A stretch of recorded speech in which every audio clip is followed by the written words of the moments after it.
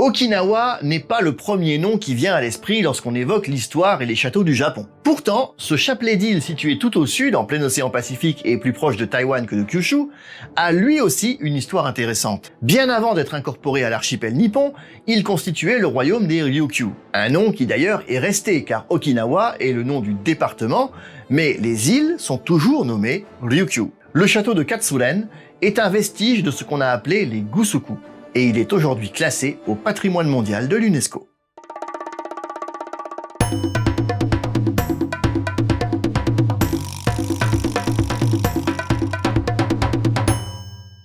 Situé au sommet d'une colline, bordée par l'océan, Katsuren était une superbe forteresse du temps des Gusuku, un nom propre aux îles Ryukyu et qui renvoie à une période allant du XIe au XVIIe siècle. Sa construction remonterait au XIIIe siècle.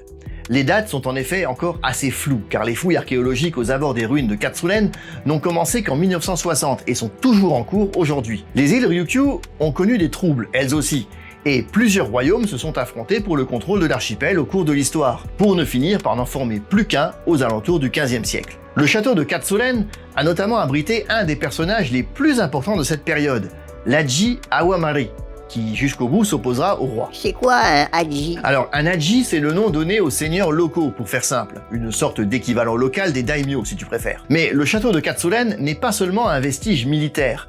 De par sa situation géographique, c'était aussi une plaque tournante du commerce avec l'extérieur, la Chine notamment, très proche géographiquement bien sûr. Les fouilles entreprises depuis les années 60 ont notamment permis de mettre à jour de grandes quantités de céramique chinoise et d'Asie du Sud-Est, ainsi que des os d'espèces de perroquets vivant sous les tropiques, et pas du tout endémiques au Ryukyu.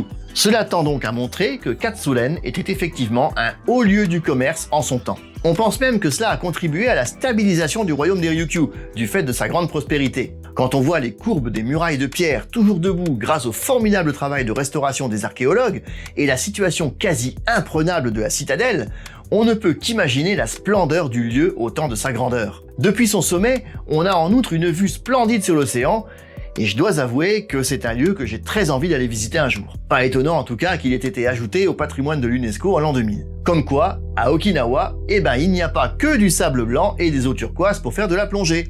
C'est aussi un lieu chargé d'histoire et de culture.